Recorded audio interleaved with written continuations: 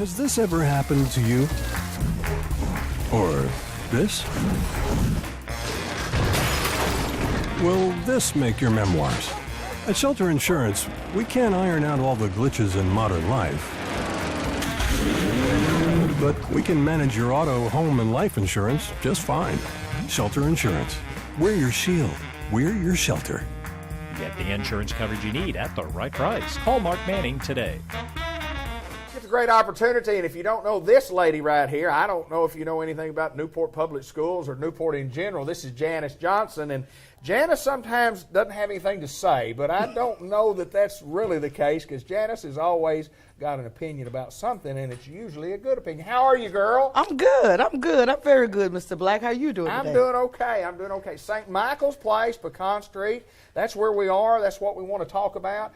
You have some experience with St. Michael's Place, but tell all the folks who don't know what you do and what you do there. What do you do? Well, I used to, when in like 2010, before that time, I would come out here and we would do bingo. I'd call the numbers with the members that they have out here, and my uncle and I would come out here, and he get to enjoy and visit with people. And I had another uncle out here was here, and then my grandfather was out here during that time.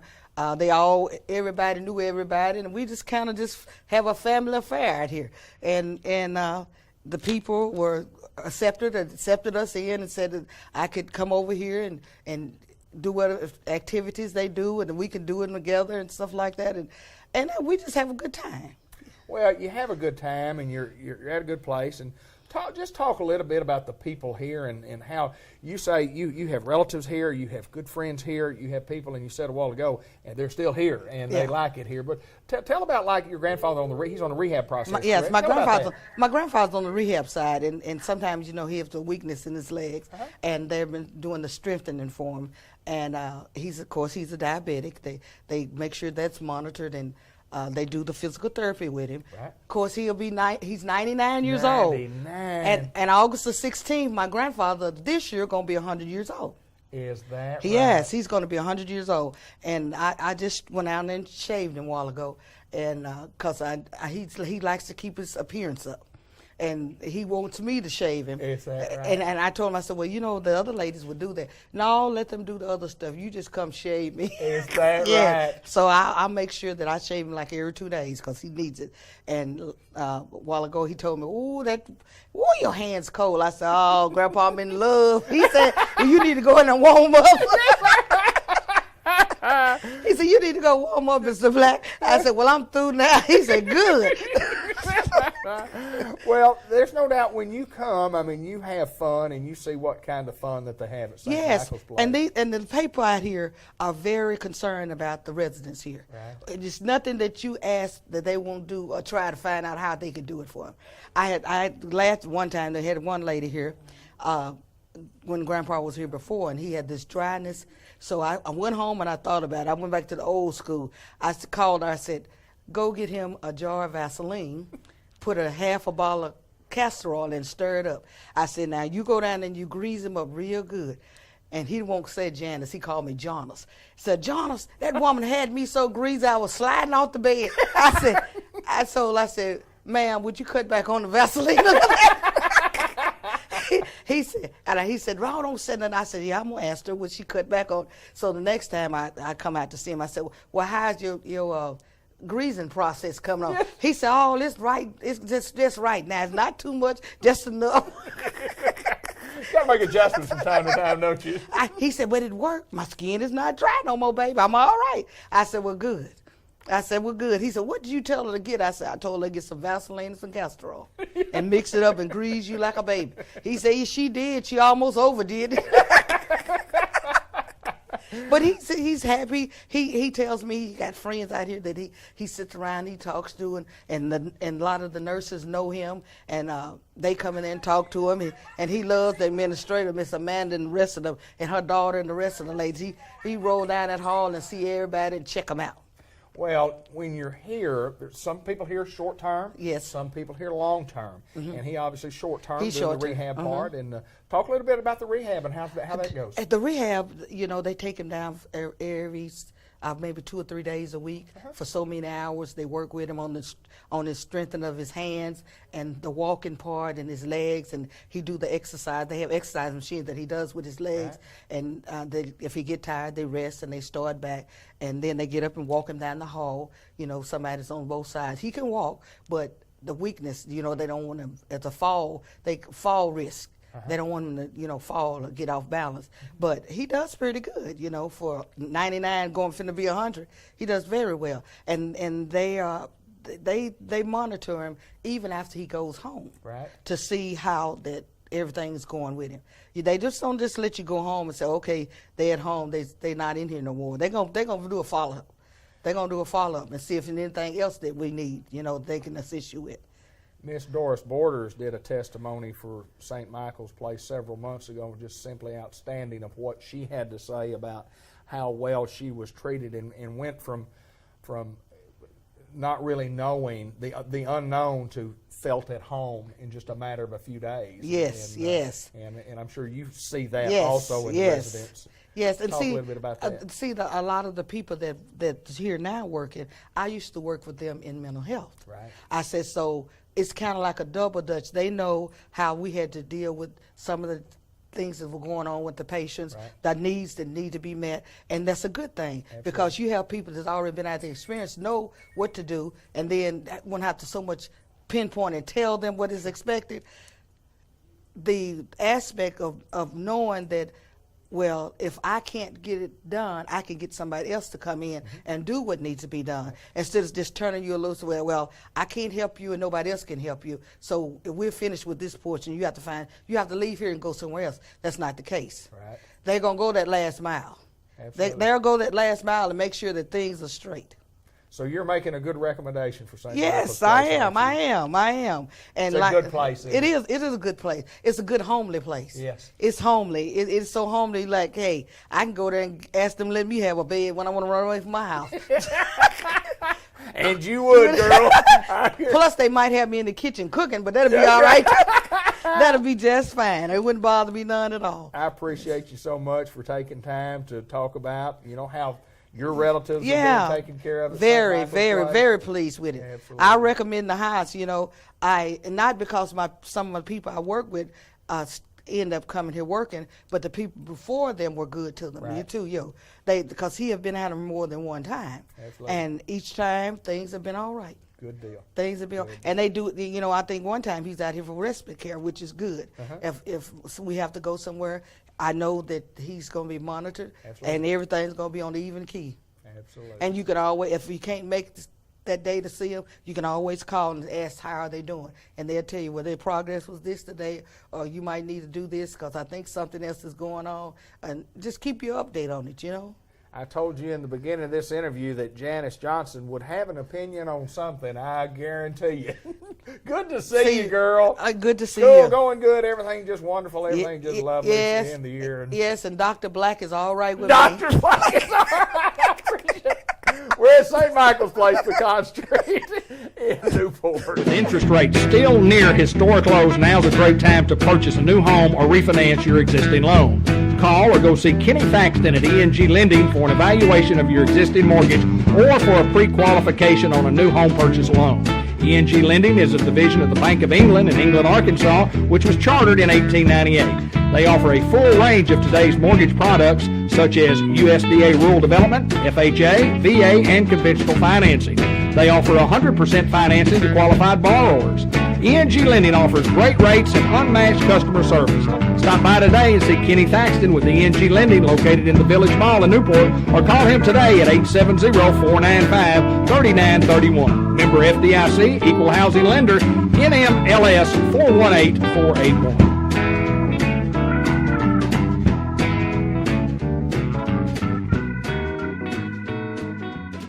Hi, everybody. I'm Bud Black. Let's talk some sports. Our program is presented by Kenny Thaxton at ENG in the Newport Village Mall. Looking for a mortgage? Those are the folks. Good people at ENG.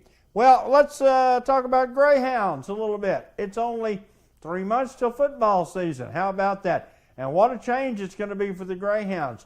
Not on the field, particularly with the team, but with the facilities. If you haven't been by Greyhound Field, you need to go and see the all-new AstroTurf. There are new stands being put in. It is really a beautiful project. And, you know, a lot of schools around the state have gone to the AstroTurf field, and I don't know the exact reasons for it. It looks pretty, and maybe it's safer, and it's certainly maybe easier to maintain. You don't have to play in the mud.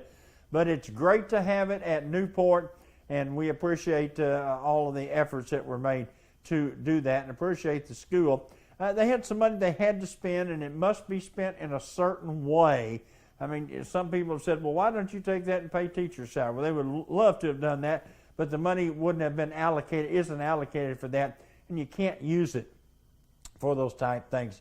Must be for specific projects, and so you either spend it or you lose it. And in this case, you know, you might as well spend it and upgrade your facilities. So we certainly have an upgrade. And speaking of football, we're already talking football every month on our website at cable15tv.com.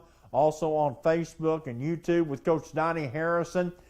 His show is airing, and he's talking preseason, getting ready. And speaking of on the field now, Greyhounds look like they have an opportunity to really have a whiz-bang year. They were very, very good last year. Chances are they have a chance to really add to that this year. A lot of talented people return, and the kids played great football last year, and it was good to see that, and I think they're going to have an outstanding season. They need your help, of course, and the main thing they need is your attendance at the ball games each and every time the Hounds hit the field. All right, let's talk one other thing. Talk about the excitement and celebration and stuff. Have you noticed that every time there is a walk-off victory, everybody, you know, Major League Baseball players get out there and rush the field and, you know, and hug the guy. And, oh, it's the greatest thing in the world. Look, I understand a guy pitching a no-hitter. Go out there and give him a hug. I understand a guy hitting a home run. Meet him at the plate. Slap him on the back. That's fine. But the other night, the Cardinals won a game on a ball that was hit to the shortstop. The shortstop throws to home plate and throws the ball away. So the Cardinals come running out. They've won. I don't know who to hug. The guy scored the winning run or the guy that put the ball in play and reached on the error. I mean, it's kind of silly, isn't it? I mean, I don't know what you would do, but there's got to be some level, say a home run, a walk-off homer. You can come out of the dugout and celebrate. Or a base hit. But my goodness, the Cardinals won a game on a ground ball to the shortstop that, you know, if he hadn't thrown home, he might have had a double play on it. But anyway, it just kind of bothered me. See everybody running out there, and it was funny in a way that the Cardinals didn't know. About half of them went over and hugged the guy that hit the ball. I mean, well, he didn't do anything. He hit a two-hopper to the shortstop. Shortstop threw it away. They're going to hug anybody. They should have gone out and hugged the shortstop for the other team. But anyway, just a thought. Just a thought. Next time you see them all celebrating a walk-off, as they call it, think about that. It's gotten to where it's not excitement anymore. It used to be. I think a lot of it's now just simply contrived. Something maybe they need to just tone down a little bit and don't worry about it. You know, go, way to go. Way to hit that ball. We won the game. That'd be good enough for me. In the Cardinals' case, they hadn't won, when we talked, as many games as they would like to have won. They hadn't played as well as they thought they were going to play. But as I film, it's just the 1st of June, and, you know, it's a long, long season. So we'll wait and see. Anyway, those are just a couple of thoughts. So get by and see Greyhound Field over there, and be sure and watch the Donnie Harrison Show on those outlets that I previously mentioned. Our website is cable15tv.com. And also the show is available on YouTube and on Facebook. All right. Have a great day, everybody. My pleasure to be here. I'm Bud Black. Have a good one. Merchants and Planters Bank, downtown Newport, out on the highway, in north central Arkansas. We're just everywhere, but we're our hometown bank in Newport, and this is Tara Salinas. And welcome to the program again. Well, thank you so much. I'm very happy to be here. Exciting things happening, new things going on. You've got a lot going on. Month of June, this is the program for the month of June. just tell us all about it. What's happening at M&P? Okay, I will be glad to. Well, a happy summer. I don't think it's officially, but it will be soon, and at least it feels a lot more like it than it did the last time we talked. It certainly does. And, with summer comes all the big festivals, and we're excited here. We've got Port Fest coming up. I know this will air all through June, but if you're watching it early on, we're thrilled to be a big sponsor of our Port Fest festival every year. We're giving away backstage passes this year to meet the artist, both Friday night and Saturday night. So yes, we've got, again, if you're watching it before Port Fest, come by our downtown office, our office out on the highway by Walmart, or our Tuckerman office, and you can register to win those. We'll be giving those away right before Port Fest. And then we also, with summer and people being out on vacation, taking trips, maybe not so much in the office near a computer or near a phone or near their bank. We've got some good things that I'd like to tell everyone about, just ways to stay more connected to your account. Okay. And anyone out there that's doing their online banking with us, they'll recognize the term net teller. That's just the name of our online banking system. Basically what you know it as is simply if you go online to our website, a little box where you go in and log in and put your account number and do your business there. Or if you have our mobile apps, it's kind of the same thing. You just pull your app up and put your login information and proceed from there.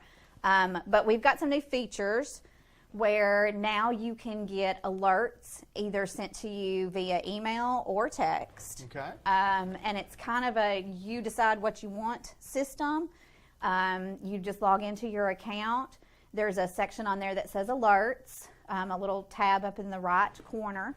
You click on that and it'll ask, what do you want to be alerted on? Do you want to be alerted if your balance drops below $100? Do you want us to send you something if you get a non-sufficient charge? Right. If a bill payment goes through. There's just all different types of parameters, and like I said, you kind of decide this is what I need to know, and you can click it, and then you can tell us this is how I want to know. You can get it via email and put your email address in. You can put your phone number in, and we'll send you a text. You can also have it pop up when you log into your NetTeller account. Anytime you log in, if you have something going on, boom, it'll pop up and alert you there. So just options for you if you, like I said, if you're not sitting at your desk or close enough to the bank or whatever, you can log in via your phone online or your mobile app and check it, or like I said, have the alert sent to you. It is amazing, Tara, the technology that goes into our everyday world. But it makes me think back of the golden olden days when if you wanted information, if you had to have something at the bank, you had to walk in the door. You had to come to town. Yeah. You had to make an appointment to do that. It's amazing that you can do all that at the tip of your fingers. And we talked about cell phone technology before we got on the air, but it's just amazing that you can do that. I'm just amazed at how easy it is to find out what I need to know about my banking accounts.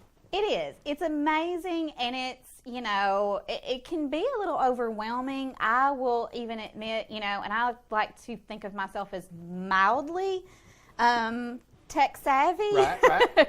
But even for me, I understand that, if it's not something that you're used to dealing with, that, it's kind of a challenge at first. And so we have a computer terminal set up here in our downtown office where you can come in and say, okay, let's talk about this online banking thing. It sounds cool, but I don't get it. How do I do it? We'll take you to that terminal. We'll walk you through it step by step. I've got brochures that give you step-by-step information. Our website has everything kind of detailed out there. But like I said, I understand that, it's just good to have someone sit down with you and walk you through it. Absolutely. I'm a learn by doing, and so we're more than happy to do that. And I think for anyone that, either accesses their computer or their phone regularly, they'll see the benefits of having this system set up. You've got a little information on apps. Did we talk Yes, more about apps? Speaking of your phone, we've had apps out for a while now, but we've updated them and upgraded them. They've got a new look. They're just a little more modern, a little more, finger friendly. You can tap here, and so when you go to your apps now, you should get a message saying, hey, there's an upgrade available. Would you like to upgrade? I think on the iPhone, you just click yes and you're done. With an Android, I think you kind of have to go to your store and say yes, and it's a little more to it, but still pretty easy. So if you've got the apps and you're using them, I encourage you to use the upgraded version and delete the old one. You'll have to delete the old one off of your phone. Or if you don't, download them now because, like I said, they're great. And we also have a new iPad app. Kind of much the same as the iPhone, but it's obviously larger. There's a few more features. So if you have the iPad, download the iPad app. We have an iPad at home, and it's amazing where Lynn and I went from big computer to cell phone to looking at stuff, and boy, with an iPad, boy, you talk about pretty neat. Oh, it's much bigger. better. Yeah, it's just you see, you got the cell phone. Looking at You it. should play Candy Crush on the iPad. I said Linda has played. Linda has played. Way better on the iPad. I guarantee you. But people are concerned too, like as far as security goes, all the online banking. I know it kind of is like, oh, is everything okay? Our IT department and really our whole entire operations group commit themselves to, making sure that everything we do here is totally secure. Of course, there's hackers out there that are going to try to get into things. Sure. I would encourage everyone that has a cell phone to put a code on it, lock your phone in case it's lost or stolen. They can't immediately get into it. But we take all the precautions here to make sure everything's safe and secure. Merchants and Planners Bank. We're in downtown Newport. She is Tara Salinas, and it's always a pleasure to get to come down and visit with the folks at our hometown bank right here in Newport, Arkansas. Thank you, girl. And thank you. Have a happy June and a great Port Fest and a wonderful rest of the month. We'll see you next month. All right, sounds good. Let's continue on with the show. Well, we got a chance to film, and normally in the summertime we film outside, and in the wintertime we come inside, but when we film at the 1st of June for the June show, we're inside, and we're inside because why? It came in the shower. It came in a shower on the day we filmed, which was Friday at the end of May, and it came a little shower for how many times today? Several. Several times today. Matter of fact, we've had a few showers all week, haven't we, Tommy? Yes, Banks? we have. Farmers Tire Mart, Newport, Arkansas, the tire center, the automobile service center. We want to remind everybody about the great deals that you can get not only on tires right here, but Tommy, it's that time of year when people are traveling, they're going on vacation. Now's the time they need to check that automobile, and you guys check a lot of things for them before they go. We do that. We check the tires, make sure you got proper tire tread depth to go, and make sure the tires are not seizing cracking from the elements, and check your hoses and belts and all that kind of underhood stuff, and, sure. and make sure that car is road ready. And because there's so many, you drive down the interstate and you see so many with cars sitting alongside the road with the hoods up. Absolutely, you do. Every trip you go on. Having problems, and, Yeah. and problems that could have been avoided by preventative maintenance. And so we help you to take care of those things and let you know that you have a potential problem. And we're glad to offer that service. Well, one thing, and you mentioned this, tire pressure just on your tires themselves. Something that's as little as simple as drive in and just get it checked. If you don't do anything else, of course, you flew late, but talk a little bit about tire pressure and what that does to fuel economy. Oh, it's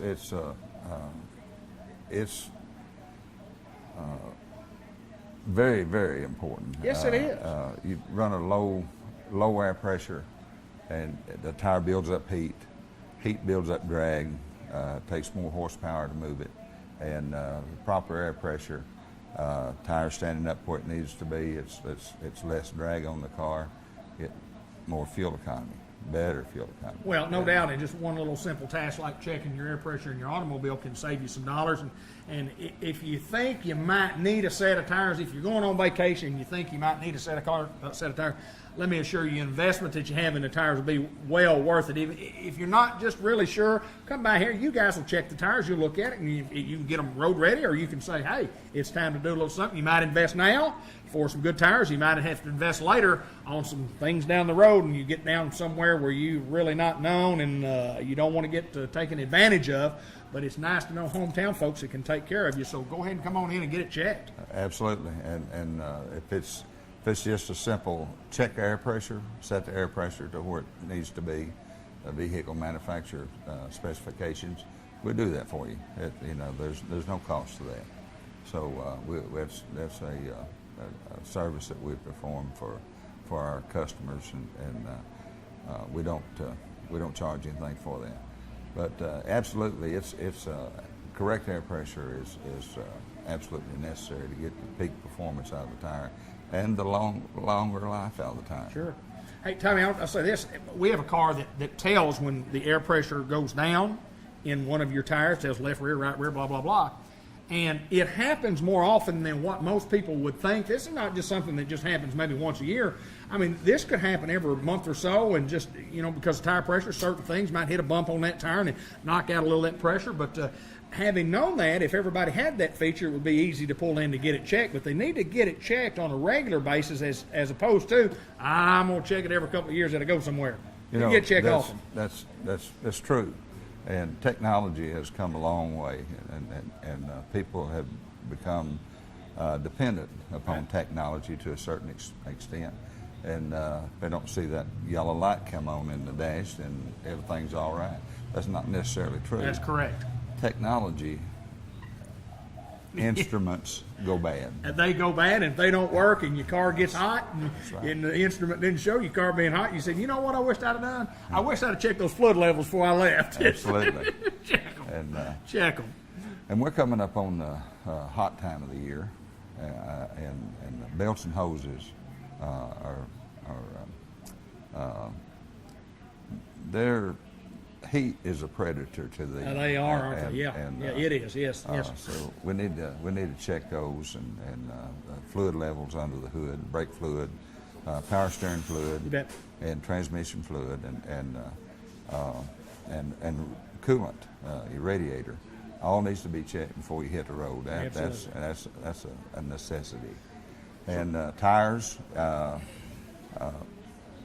elements in the air cause tires, along with the heat and the cold and the heat and the cold and the heat and the cold, cause tires to fail. Sure.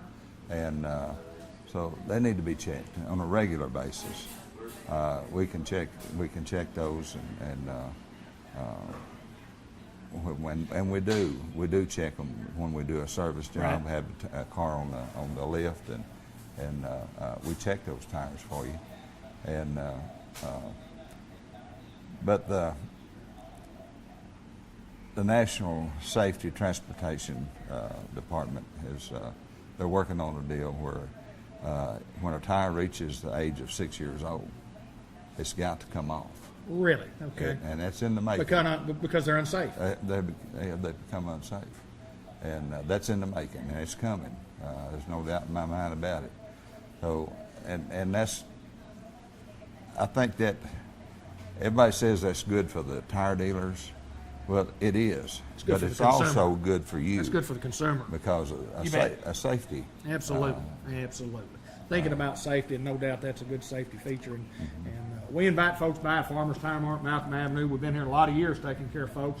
So if you're on vacation, you're thinking about going on vacation, stop in, make yourself an appointment, get all your car checked out, get all the fluid levels checked out, tire pressure, so on and so forth. Make sure you're road ready when you're ready to go on your vacation. Good to see you, my friend. You too. Brother Tommy Bain, what is it about Farmers Tire Mart? Where what? This is where the rubber meets the road. It does, my good friend. 1501 Malcolm Avenue in Newport, Arkansas. Tommy Bain, come see us. Hello, everybody, and welcome to UACCB. And I'm a guy you don't know, you've forgotten a long time ago, but this is Tina Paul. Hi, everyone. Bud Black, and what a great honor to be back on the air. And as many of you know, I've been fighting some illness for the last several months, but things are better, thank the good Lord. And I'm just glad to be out and about and back on the air and doing some things. And what a great way for me to get started. This is my first report back, and I can't think of a better place than UACCB and my great friends like Jane Brewer and Tina Paul. We are so glad to have you back with us today. I appreciate the cards you send me and stuff when I was down and out. So yes. Thank you all very, very much. Well, we are glad you're back and feeling better and out and about. All right. We've stirring up trouble. Yeah, you bet. At my age, I can think about stirring up trouble, but that was about it, That's the old gospel song, Precious Memories. Yes. Yeah, right. Absolutely. But I don't want to stir up any trouble. Let's talk about what's going on here at Batesville and in the UACCB system. We have, you tell me, say, Bud, I can talk about anything from the foundation to special events to have at it, girl. So there's always something going on in my office. I mean, it is the happening place to be. Yes.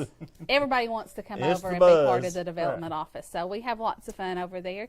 And summer is a time where we kind of it's not really a downtime because we're receiving scholarship applications in. We're making plans for the coming year. But it is a slower time for our office. And my office is located in the Chancellor's suite of offices, so there's always something going on. But this summer, this is the second year in a row that the UACCB Foundation has been able to award summer scholarships to students. Very nice. And it was really important that we came up with a way to do this because Pell Grants are no longer available for students in the summertime. If they've maxed out their if they received an award in the fall and the spring, then they wouldn't qualify for something in the summer. And when you think about the number of our students who receive financial assistance, it was really important for us to be able to come up with a way to be able to provide them a way to go to school in the summer. Yeah, and and that kind of surprises me because even long ago as 40 years when a lot of people were doing the old correspondence courses, a lot of people could pick up a lot of hours in the summer. Yes. You had a lot of people, school teachers especially, that the only way they could get classes were in the summer. And you could pick up, I think at one time, like 12 hours. Yes. Over 2 summer terms. Over 2 summer terms. It's like a full semester basically, and it's a great thing to have some money available. Yes, it really is. And that wouldn't be available without the community that we live in because of the donors out there. We are so fortunate to be blessed with great donors that are able to provide additional funding so we can do these scholarships. And this summer we awarded 20 scholarships to students. So that made it possible for 20 students to be able to come and take at least one summer class. And so that's one of the main things that our foundation has always focused on is scholarships opportunities for our students. And we are accepting applications now for the fall and the spring term.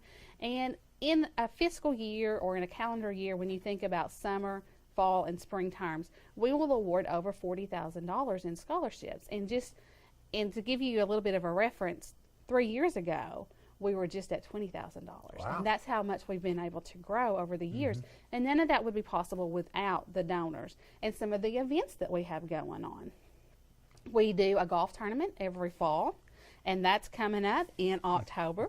And I was actually able to talk this morning with a gentleman who has helped us the last 3 years, Mr. Les Frinsley, and he has agreed to help me again with our golf tournament. Les is an old running buddy of mine from Entergy. Yes. And he's a great supporter of the college and does he helps me so much with the golf tournament. My golf committee is wonderful, and it just goes without a hitch. And First Community Bank is our lead sponsor on that, and then we have lots of sponsors from the community as well. We have a great day at the course of Eagle Mountain. That's a wonderful course to play on. Envious. We had a conference a few weeks ago, or a couple of months ago actually, and we had people come in from across the state, and one of the ladies brought her husband, and he was so excited because he'd always wanted to play at the course at Eagle Mountain. Well, it was in March when we had snow. So his tee time got canceled. So hopefully they'll get to come back and maybe he'll get to play in our tournament. So it's always a fun day. But that money goes to scholarships. And so it's a great opportunity for our students and for our community. And in addition to scholarships for our students our adult students, basically, we have every summer a kids college program, the month of July. And our campus is invaded by a little over 200 students each summer, and they have the word invaded. They have so much fun. They take over Independence Hall, and they go to different things, and they learn, but they don't really realize they're learning. And that's what makes it fun, is because it's not your traditional classroom where you have all of these things that you have to do and you have to check them off. It's fun, and these kids have a great time. And we have an event every June to raise funds for that, and that is Bunko. You should come play Bunko with us. If you can roll dice and count to 21, you can play Bunko. Bunko, anybody can play. I've played before. Yeah, and this year we're excited because we're going to have an 80s theme. And maybe it's just because I'm a child of the 80s, but I think it'll be lots of fun. We're going to have a special guest, Mr. Richard Simmons, will be making an appearance. Maybe he'll get us all pumped up. And maybe we'll have some other people, maybe a Tom Cruise or a Prince that might make an appearance too. You know, we've got really good friends at UACCB, so it'll be lots Those of are fun. some pretty powerful friends. You know, that's you know, Elvis may show up. Elvis may show up too. You just never know. I mean, I have an 8-year-old who loves Elvis, and so he may come and do his Elvis impersonation for us. So, You know. but you know, we do have an Elvis here in town. I do know that. Right, and you know, we've got Elvises and Beatles and all sorts of things. you know. Yes, we have lots of talent here in telling this me. area. I know. Another event we have every year with the foundation is the Friends in Great Places concert, and that happens every March. Danny Dozier and Friends. I mean, that's enough said. If you've ever heard Danny, he's got lots of friends and very talented friends, and they're all from this area: Independence County, Jackson. And those are some people who are some good contributors also that always, you know, willing to help. You know, you say, Yes. can you help us here? Can you do that? And Yeah. they just say, yes, what Yeah. can we do? And Yeah. that's the nice thing about being in this area is that's what we hear. Yes, what can we do? We have a new idea. We have a new program coming on board in the fall, or actually in the spring. We'll be building a cosmetology building starting this fall. We've gone out for bids for that, and we're waiting for those to come in. And so starting in the spring, we'll have students in that program, 25 to 30 students who will be coming through. Maybe you can come over and have your hair cut, get a manicure. That's certainly, maybe that's what I need. I need to be the first. Be our guinea pig. Yes, right. Yeah, we can 'Cause fix you up. I certainly could use some cosmetic work. So, just anyway, but gee, it's a shame you have nothing happening. I know. It's such a boring life. And on the foundation, if you want to contribute to helping kids, you know, In all walks of life. yeah, how do we go about doing this? You contact me. You can, my email is tina.paul@uaccb. My office number, direct line, is 612-2017. And there really is, I mean, we can fix you up. I mean, anything you want to help or contribute to, we've got lots of different funding programs out there, whether it's a scholarship, whether it's to help a group of students. They got back yesterday, a group of students that had been in Europe, and they do that every other year. So there are all kinds of opportunities out there to assist our students. And the students that just got back from Europe, when you think about some of those who'd never been outside of Arkansas, Yeah. we have students that have never been outside of Arkansas, and that's something that my kids take for granted. When we go out to eat, or when we go to Little Rock, or when we go to Memphis, those are just things that we do as a family. But so many people don't have that opportunity, and to actually be able to go to Europe. And so it really is life-changing. I made the mistake. Now, this is the truth. I made the mistake the other day. I was visiting with a group of people, and they were, you know, probably at the poverty level, you know, and I just casually said, you know, well, it's like going to Jonesboro and going to the movie, or, you know, you've been to Jonesboro and done that? Yeah. You know, you just take so much for granted that not everybody has that. You do. And also something too, in a foundation, and you help young people, or, you know, come and do things, and, you know, and better their education, then perhaps they will make a home here. Yes. Or keep a home here, and they'll work, and they'll pay taxes, and they'll be a part of the community. You know, it all comes back to us. It Yeah. really does. And one of the things I will never forget, a few years ago, we had a student who had been laid off when Wright Rogers relocated. And she came in and she was talking to me, and she was going into our nursing program. And so I was talking to her about different things, and I asked, I said, well, why did you choose nursing? You know, this is a lot of hard work. It's going to take lots of dedication over the next few months. Why did you choose nursing? And she said, because I never want to be without a job again. Amen. And this was someone who had worked in the plant for 20 years. She had made great friends. I mean, just really, you know, she was a great member of our community, But she knew what it felt like not to have a job. She knew that whatever her chosen field was going to be, that she wanted to be able to guarantee herself that she was going to have a job and not ever be in this situation again. All it takes is one time of That's being it. there, you know. And then, anyway, anything else that you need to run across the airwaves here today? Not that I can think of. Just come out to UACCB. There's always something going on. We've got Right. registration going on right now for summer, fall classes. So come on out and we can help you here in the Enrollment Center. Right. We can help you with financial aid. We can help you over in the Foundation office. So just give And us it's a call. all easy. It's very easy. It's very, very easy. Great people. Nothing to panic about, nothing to worry about, you know. We will walk you through each step. We have people here that will help you with whatever you need. So And then you'll be enrolled. you'll be enrolled. Yay. It is a pleasure to see you as always. Oh, it's great to see you out and about. Oh, thank you so much. You know, Tina Paul, our guest here at UACCB. Hope you're enjoying the Business Spotlight here on Suddenlink Cable Channel 15 TV. Our program, the Business Spotlight, airs each Monday and Wednesday night at 8 o'clock and again on Saturday mornings at 8. And also our Remember When program, which has been a real big hit, airing on Sunday nights at 7 and Tuesday nights at 7 here on Cable Channel 15 TV.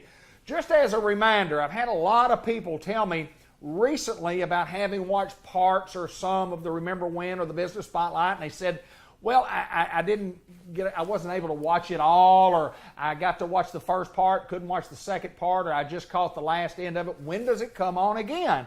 And I reminded these folks, and I want to remind everybody that all of our programs that we do, everything that airs on Cable Channel 15 TV, will also air on our website.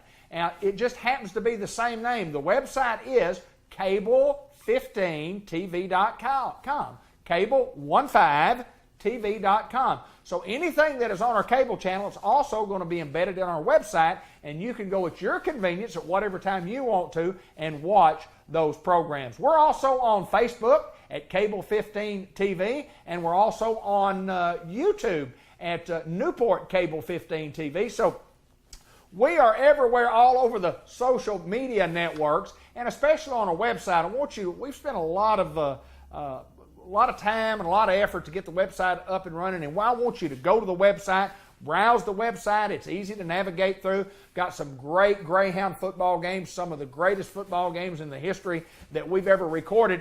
1991, 1981 state championship. Not exactly the game itself, but a lot of footage there.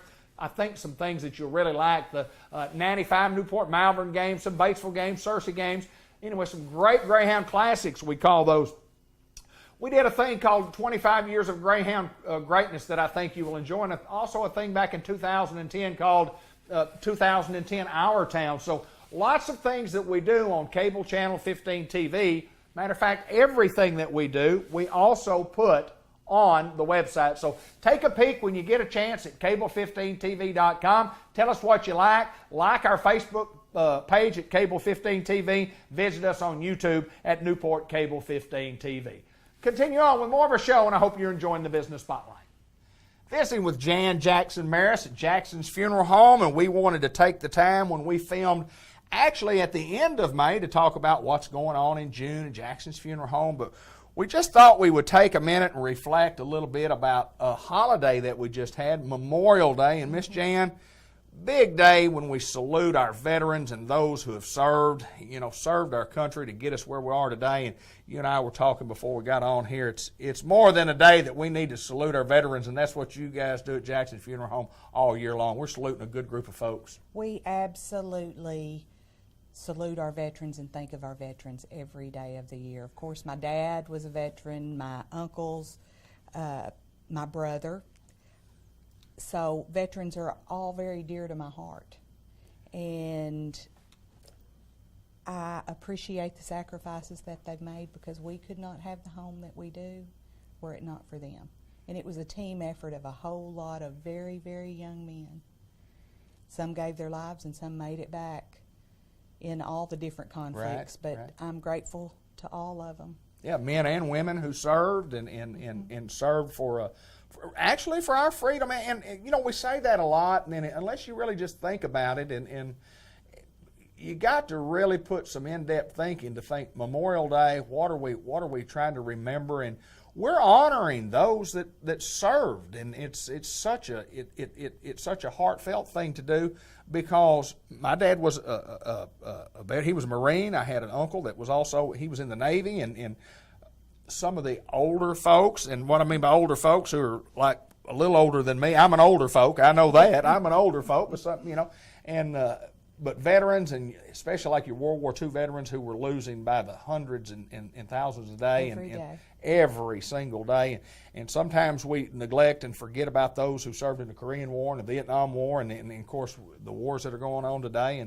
But at Jackson's Funeral Home, we just wanted to say, we're saluting these folks year round. We do salute those folks, and we also remember the women who stayed at home and worked. Absolutely. They went to work in the munitions factories. They raised their families alone. There are many women who had to give up sons, and many fathers who had to give up sons and daughters throughout time, and it hadn't stopped yet. And we still owe. Nothing has been as publicized since World War II, and the losses have not been as great. Right. But if it's your child or your dad, the loss is enormous. And we all do have to take time and appreciate that on Memorial Day and Veterans Day, and hopefully every day. And if we see a veteran, tell them thank you. Absolutely, absolutely. And veterans themselves, I don't know of any veteran of any war that wears it on their chest as such. I'm a veteran, and you owe me something. Most of them, you don't even know that they are veteran. And some of them don't even like to talk about it. Some will if you ask, but I always thought that was so unique that it's such a proud group, but it's not a group. I mean, that we have a VFW, and they meet and do some things and have a pretty good organization here in Newport. And it's just amazing to me that they don't wear it on their sleeve as such to say, I'm a veteran and the United States of America owes me something, because they went because they wanted to go most of the time. They absolutely did. And even if they were among the ones who were drafted, they still did their job. Absolutely. And gave their time, and I appreciate them all. Absolutely. Let's talk quickly about our website. I was on there this morning. There was a couple of deaths that you guys are handling, and I was trying to get some arrangements on those, and I did. But your website is it's probably the best funeral home ad website there is anywhere in the world. You can navigate through. Talk a little bit about the website, because I know you're proud of it. Well, we are really proud of our website. It shows historical pictures of the funeral home and of Newport throughout time, and also some of Harrisburg and Newark. Right. And it allows you to go in and be able to send a family a message of condolence. Right. You can light a memorial candle for them, and you can sign a guest register book. Right. Like if you are somebody who's retired and lives off, but you would like to, you're not able to come to visitation or a funeral for someone who is very dear to you, Sure. You're still able to get in contact with that family immediately, and they know that you're thinking about them. And it does offer a great deal of comfort, and families can go onto our website and print a book of memories. Right. And have a printed version of everyone's comments and their stories. And I really invite and encourage people to go and share a memory. Sure, absolutely, absolutely. And families see that. And families see that, because it does offer a great deal of comfort and in a tough time. Just another way that Jackson Funeral Home been serving folks for many, many decades here in Newport, Jackson County, all over northeast Arkansas, and taking care of folks the family way, the way you do it. Miss Jan, good to see you again, and I appreciate you always taking time to visit with us here on the Business Spotlight. Thank you, David. Let's continue on with more of the show. On the continuing series at Harris Hospital, get to visit with Margaret Goodman and talk about things that are going on at Senior Circle. And my dear lady, a lot of fun coming up. Let's talk about what's going on in Senior Circle. Well, the first week we're going to have Port Fest, and we're all into Port Fest. We're going to have all kinds of booths and activities out there at Harris Hospital. We'll have a lemonade booth again this year. As they have for many years. They have for many years. We're going to have the auxiliary out there that are going to be talking about how important it is to be a member of the volunteer group here at Harris. So you guys be sure and come by their booth and talk to them. We're going to have a Jewelry R Us fundraiser, and all the money for our fundraisers goes to our Tickle Pink Boutique, which is our auxiliary. Yes. And they take that money that they raise from all this and they put back into the hospital. So when you see the televisions or the rocking chairs or those kinds of things, that's how so you guys come out, support that. Just know that it goes right back into the hospital and helps these ladies with their big fundraising events. MASH, we're excited that we, as you know, last year we started our MASH program back here at the hospital. So this year, it'll be our second year. We've got our feet wet a little bit, and Rebecca learned how to do it. Yes. Redo it. We did. So Rebecca and I think that we've got this pretty well down to an art now. So June the 9th through the 20th, we're going to have 14 students. We've increased it by 4 this year. We're going to have 14 students from 5 counties. Wow. You know, we were hoping we could get all those students from Newport, and we're still working on that.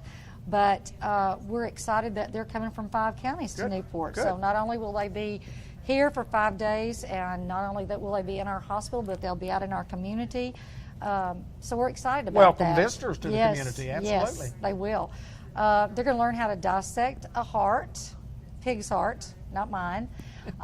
They are going to put a cast and cut it off, put a cast on, cut it off. There are numerous aspects of the medical field that they're going to get to go into.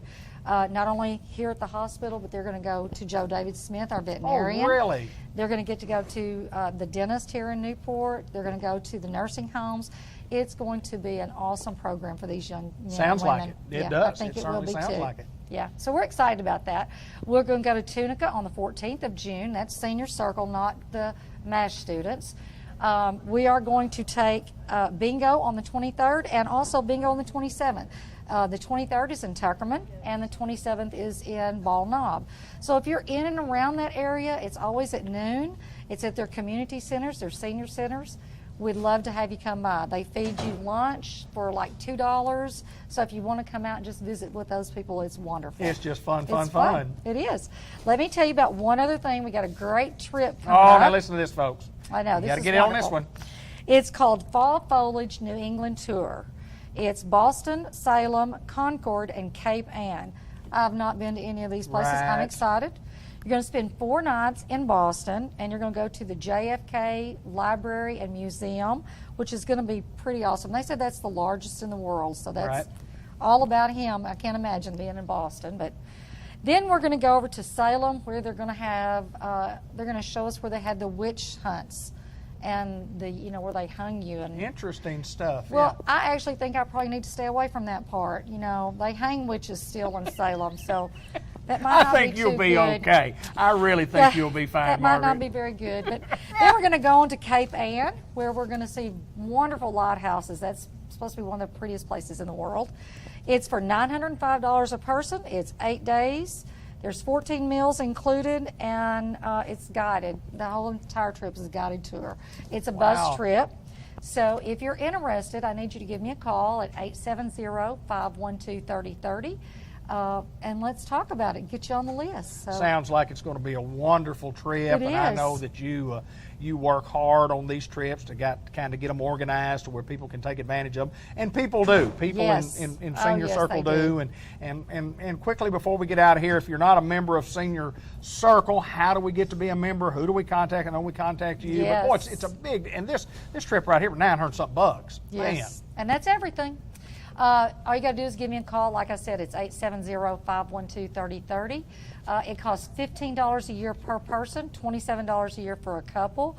We'd love to have you. We do. You don't have to go on the big trips. You can do local things. We do things locally. We have a one night a month that's a supper club that we go to a local restaurant, and we give you a discount of $3 Right. off. So Right. we're trying to do things all the time. We have wonderful members of businesses in the community that are giving discounts to all of our seniors now. Sure. So you guys just give me a call. We'd love to have you. Hey, it's another great service of our local hometown hospital, Harris Hospital. And as always, Margaret, we appreciate your hard work and appreciate you taking time to visit with us here on the Business Spotlight. Thank you so much.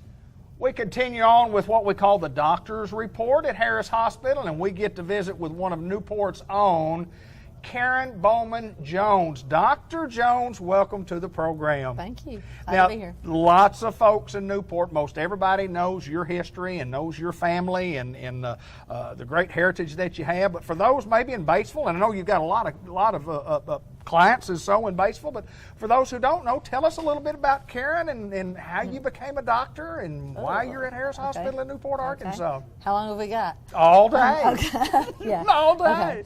I am from this area. My parents both grew up here, so my both paternal and maternal grandparents and great-grandparents all around are from here. So actually I think I'm the 5th generation of my family on my dad's side to be in this community. So we've been here a while. We got roots here. So I grew up not really, I'm not one of those kids, I wasn't one of those kids, not any kind of kid now, but that grew up always wanted to be a doctor. I mean, it crossed my mind, but it never really, I never really put much into that. I mean, my family's all engineers. They're not, they're kind of mathy physics types, and they're not so much into nobody that I knew of was in medicine. And so I never really thought about that until then I was in college, and I went to college because I did not want to go to work.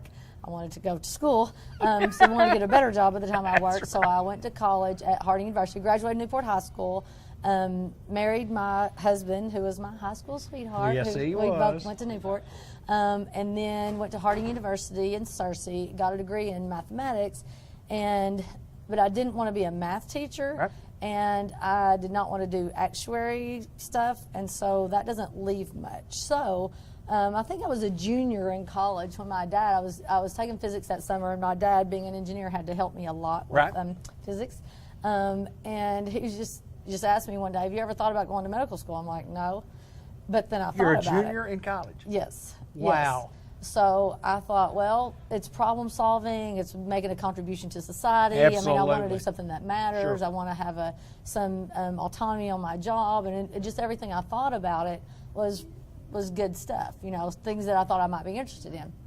So I decided that I would, actually I was getting a double major in math and computer science. Okay. Computer science is not my thing. Okay. I majored, why it took me 3 semesters to figure out that was not for me, I don't know.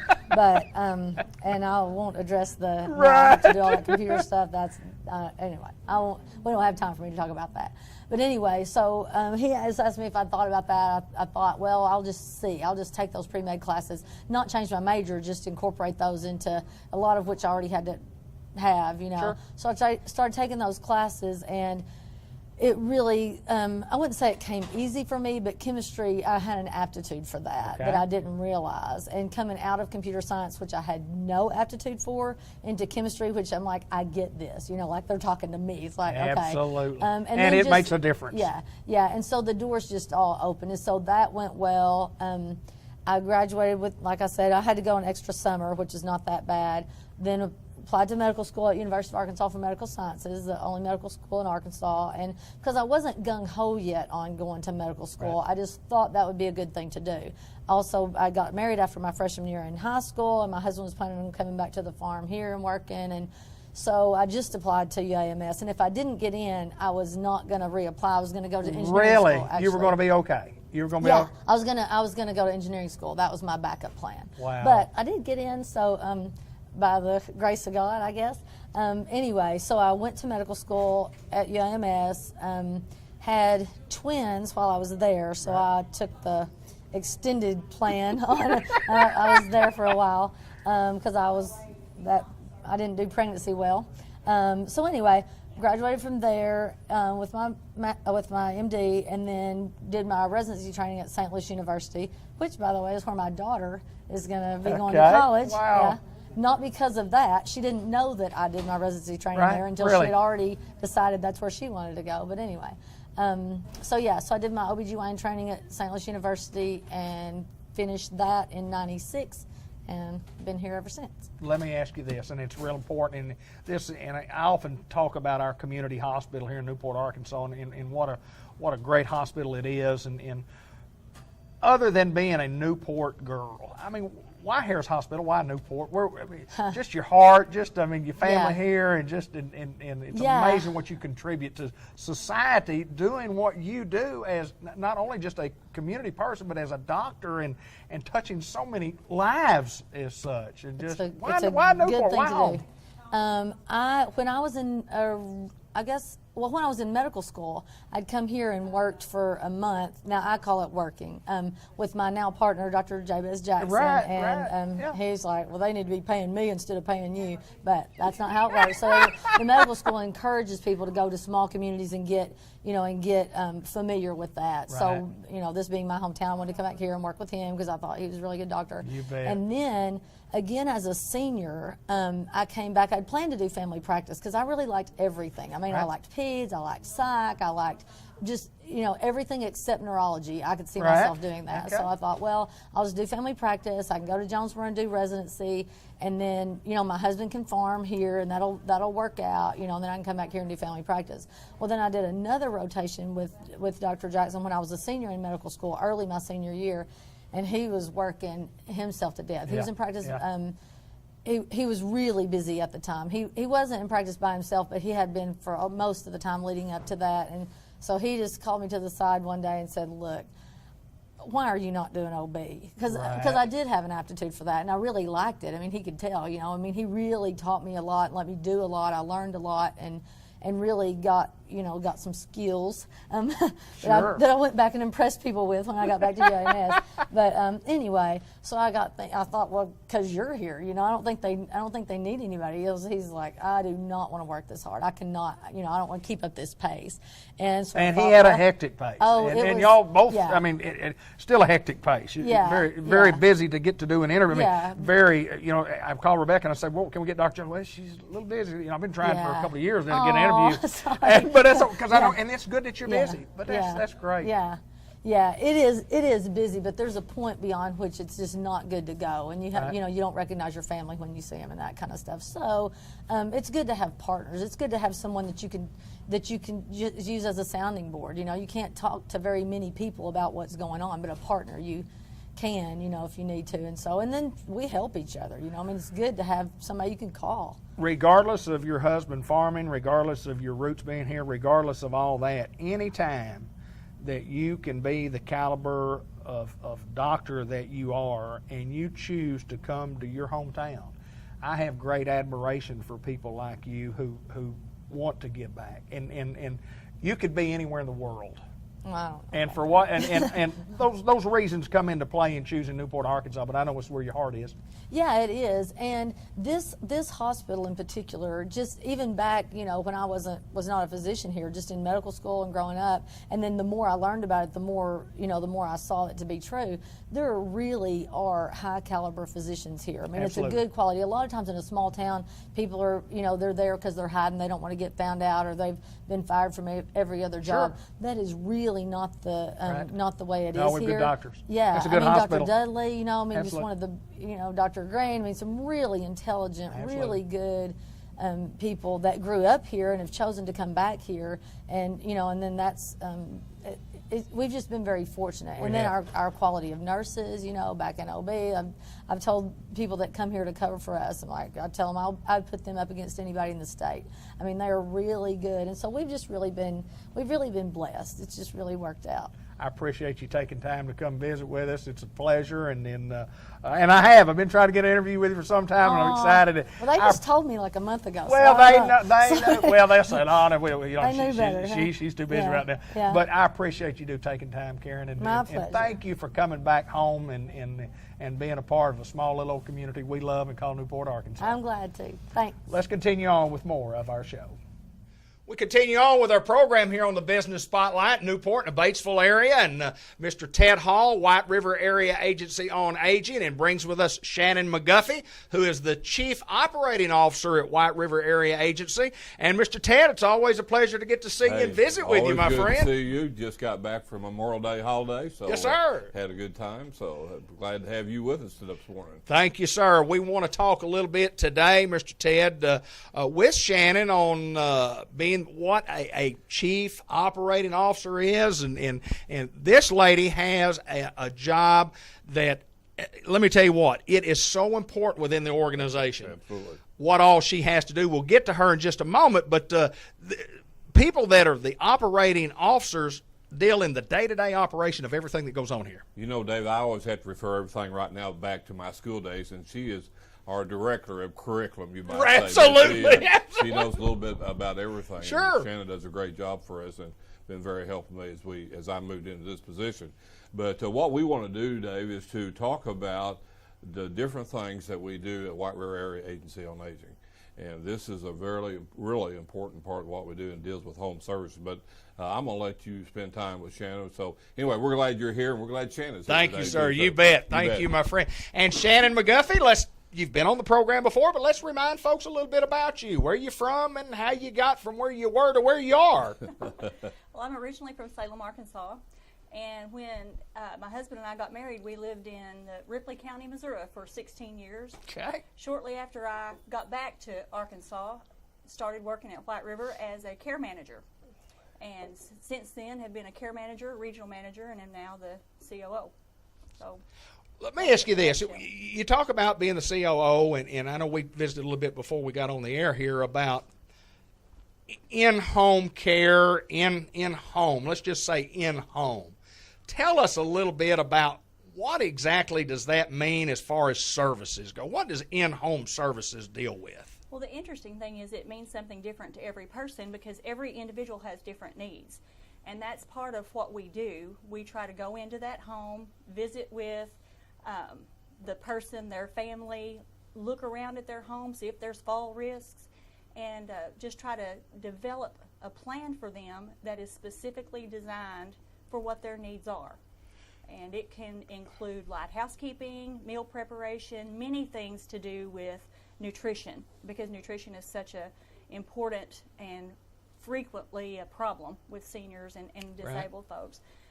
Help with a safe bath, whether that's a bed bath, whether it's a sponge bath, or whether it's helping them from preparing the bathtub to getting them in the bathtub to scrubbing them down. Whatever level they need, we can help them do that. Well, basically, it's a day-to-day general things that we all have to do every day that you guys help with when you go in the home. Let me ask you this. What's the procedure of somebody calls and they say we might need a little help, or you hear out on the street that somebody might need a little help? What's the procedure for somebody being able to get the help? If I called today and I said I'm thinking about need a little in-home health, what's the procedure that we have to go through to get you guys to help us? Just make that call, and the care manager from your county will come out and do that assessment that I was telling you about, look over everything, have to ask some personal questions about finances and things. A common misconception is we only serve low income or we only serve Medicaid recipients, and that's a myth. Okay. We have private pay folks, we do have Medicaid folks. We also have VA. There's 2 or 3 different VA programs.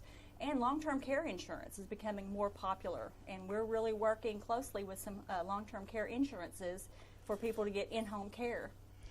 So we do all of that, looking at each individual case, looking at the financial side, and then that care manager will make an assessment, and either based on what their needs are, based on what their the way that they might pay for the services, they will make a referral to our RN within the county, or they will try to hook them up with maybe they're eligible for a program that they're not even aware of. We try to help them walk through all of that paperwork and make them eligible, or see if they're eligible. Same thing with the VA programs. We try to just connect them with the right people to get the care started as soon as possible. Some clients might just need elementary care, and some clients may need more intensive care. And we like to say at White River Area Agency on Aging that we take care of a lot of needs. We take care of needs from the very small to the very needy. Absolutely. You described it very well, because as I said in the beginning, it's an individual thing. Right. And some of the people that require a great deal of care, they've progressed, and sometimes their family said, if I had only known about you sooner. And some of those folks we catch on the early end, and we're there with them almost, like family through, maybe they get a little bit worse, but we just want to know how, what do you need and how can we help you? Sure. Let's bring Mr. Ted back in, Ben, just for a moment. And Mr. Ted, you've been on the job several months now. One of the things we want to do is, like you say, is we want to bring our team in here and let our team tell the folks in Independence County and in Jackson County throughout Northeast and North Central Arkansas exactly what you guys do and how well you do it. And we're just trying to get the word out that if you need some help, we're here for you. That's the deal.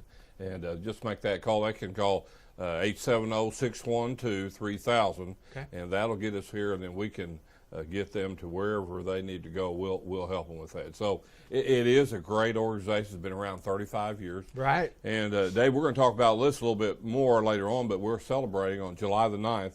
We're going to have a big celebration here as we celebrate those 35 years. So we're excited about that. But again, people like Shannon, we've got them all over the whole organization. They're very knowledgeable of what they're doing, and the biggest thing, they care about our clients. And so that's what we're. Just give us a call. We'll help folks.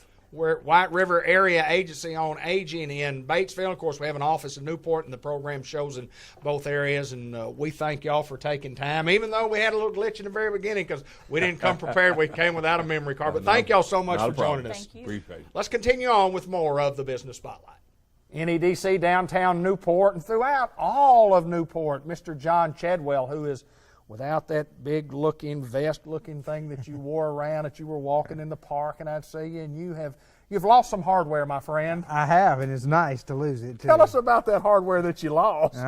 It was just part of the process. But Yes, sir. I'm glad to have it gone and be a little more on the mend, and that makes it nice. Well, there's no doubt that a lot of prayers for you, and we talked about this vest-looking thing that John had on prior to us coming on here, and it's one of those deals where if you want to live, you work the process. That's exactly You worked the process and got through, didn't you, my friend? Yeah, and living seemed like a pretty good idea at the It time. did, didn't it? It certainly did. It did. Yes, it did. We got several things we want to talk about, and John, let's just get right after it. Let's talk about the Clinton School and activity there, and tell us what you can give us some information. Well, we've had a relationship with the Clinton School of Public Service for about 5 years now. Right. And they have teams of graduate students who come in and who do a project in your community. And they've done some great work in our community. They're the ones who really created the art show. Right. And we all know how that it turned out real well, didn't it? They're the ones who named, the concept, the Blue Bridge Center for the Delta Arts, and did that. They worked on evaluating the Blue Bridge one time they were here. And then we had one student who came by himself and worked on a project, and he worked on some entrepreneurship things for us and some ways we can help people start their own local small businesses. And so it's been a very successful relationship. And we did not apply for a team last year simply because there was no project that really we felt like tied into what they were learning. And they want the project to kind of cover the things they're learning that semester. So, but this year we've got 2 or 3 projects in mind, so we've submitted an application to them. And I just put all 3 projects in, and I'm going to go down June 24th and present the 3 ideas, and I think they'll pick one of those, and we'll get another team of these bright young people that come up here and work with our community. But then when you try to follow through with these projects with the Clinton School after you've done it, and you can write a grant and you can put in there that the Clinton School of Economic Development assisted you in then that just carries a little weight. It sure does. Yes, sir. Yes, sir. And so the last 2 years we've gotten grants from the Arkansas Arts Council for the art show, and I know part of that was this collaboration between the name Clinton association. School. You bet. So it's been an important thing for us. I think it's going to continue to be an important thing for the future, and we're just excited it's happened. In fact, they've just crossed or completed their 500th project in communities. Wow. In the last 6 years, and I feel good that all but one of the years we've had a project. Right. So I think that's a really good thing. Unique in itself that we would have as many projects that they would want to work on. And they have a good relationship. We always have to form a steering committee for whatever the project is, and it's usually partners, that are associated with that project. So like when we were working on the art show, it was people from the Arts Council, people from Downtown Revitalization, from the NEDC. When we were working on the Blue Bridge, it was people from the Historical Society and some people for preservation and things like that. So there's always different groups that are involved, but they really like the way that the local Newport people work with the students.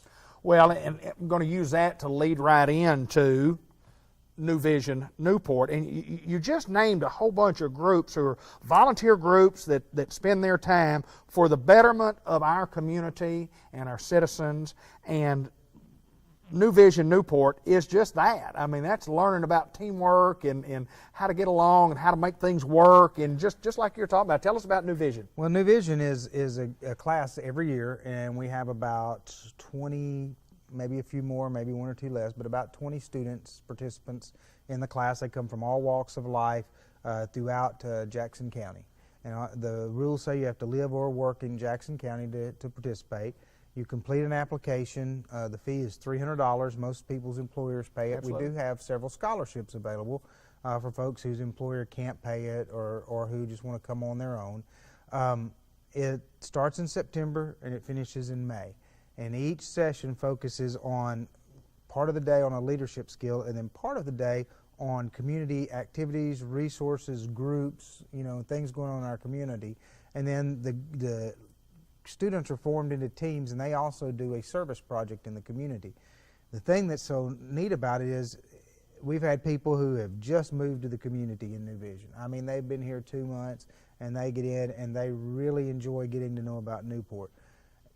But you would think, well, the people who've lived here forever, they don't need to know about town. The people who've lived here forever get in, and they learn all kinds of things they didn't know. That's Absolutely. right. Absolutely. And they enjoy learning, and then there's the camaraderie that builds among those 20 people.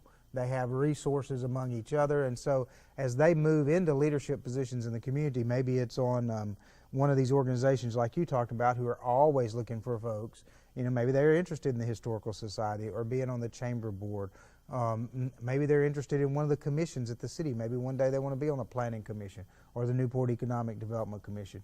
Or maybe they even want to run for elected office. Absolutely. Right now on the Quorum Court, we have alumni from New Vision Newport. The county judge is a New Vision Newport alumni.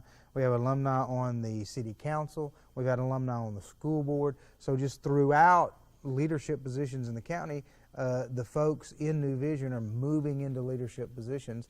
And we feel like as they move into them, they're better armed with information, understanding, plus during their 9 months, they've met most of the people in leadership positions currently. Right. So if they need to ask the mayor something, it's not like they've never met him, because while they go through the class, they've met the mayor. Right. Or they've met their alderman, or they've even gone to Little Rock and met with the governor during the course of the session. So one of the complaints small towns get is, well, it's the same 10 people that do everything. Well, most of the time, it's not that those 10 people want to do everything.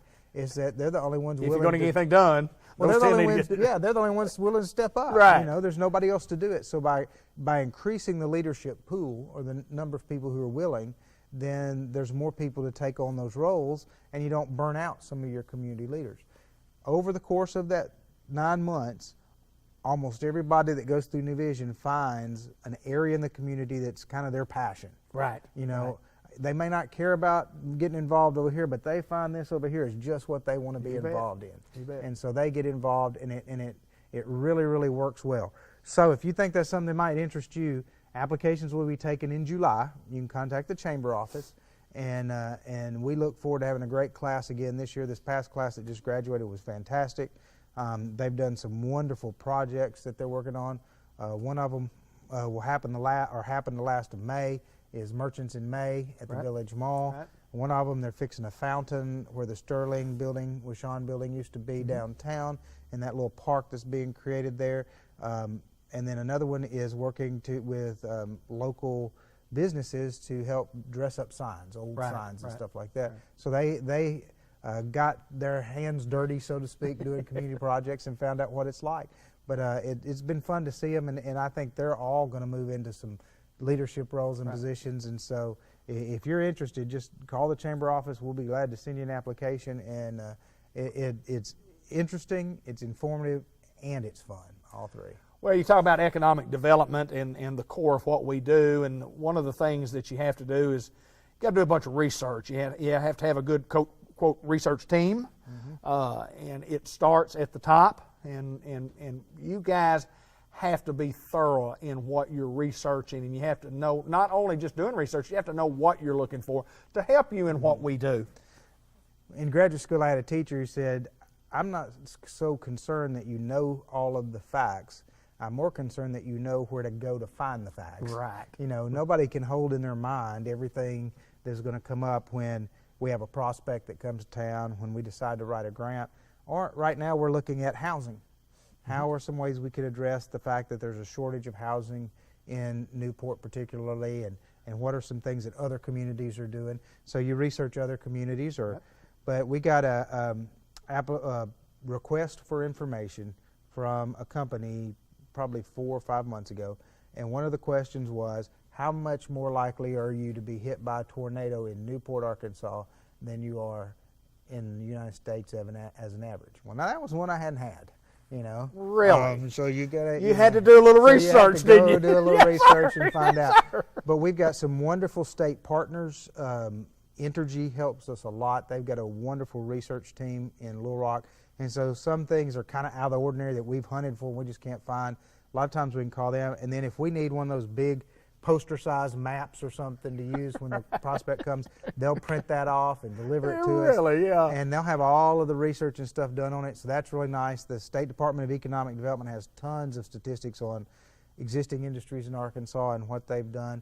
And then, of course, it's so much easier today with the internet. And that's kind of good and bad. Right. You know, with the internet, we can find all the information. With the internet, the prospect can find all the information. That's right. Too. The good and the bad. The good and the bad. That's right. So, you know, in the past where an economic developer might have been tempted to fudge just a little bit. Right, that's right. He's got to tell it like it is now. You can't fudge Tell anymore. it like it is. Here's the facts. So here's the facts. You put in the good and the bad and the ugly, and and then what you do with the good is you really accentuate that. Yes, right. The bad and the ugly, you try to explain why it's not quite as. Well, I mean, you're always selling the positive. You sell the positive when you're selling yourself and anything, and that's what we're doing. I mean, we're selling Newport, Arkansas, and when you're talking with folks, you're selling our community. You're selling our community. And so we have to research and know exactly what is the case. And sometimes you find out popular opinion and the actual facts are two different things. Right. You know, because we hear something time and time again, and it kind of reinforces, and then you start looking at the numbers, and you're like, well, that's not really the case. Right. And sometimes you look at the numbers and you go, yeah, that really is the case. Now, what are we going to do about it? Absolutely. You know, so absolutely. There's both sides, but that research component is so important for us to know, both to give information to people who need it about our community, but then also for us to know what the real situation is and the things we have to address when we're trying to move the community forward. Hey, that's good stuff, my friend. That's good stuff. The New Vision Newport classes, get underway, and you said get the application here. Well, when you talk about research, and I really like the idea of finding the good, finding the bad, finding the truth, finding the facts. Once you find all the facts, then you can determine, like you say, accentuate the good, find out what the bad is, try to turn the bad around. That's right. What you got to do to fix that. That's right. John Chedwell, my friend, good to see you, Good sir. to see you. And I'm glad you got rid of that harness or that pack sitting around there. It looked like an air conditioner or something. It felt like one too. Yes, sir. Kept you right along, didn't it? John Chadwell, NEDC, downtown Newport. Visiting with Sandy Robinson, KFC, Newport. Always a pleasure to get to drop by and talk about the best chicken, not just in Kentucky, or not in Arkansas, but the best chicken in the world. In Kentucky Fried Chicken. Yep. What's going on, girl?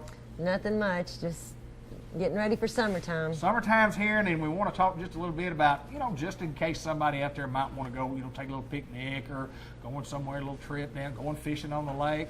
Stop by and see us. Okay, we've got, everybody loves our chicken strips. We've got them back on special for about a month now. We're going to have the 3-piece dipping combos for lunchtime or just whenever you want it. It has 3 strips with a side item, a biscuit, and a drink for $5.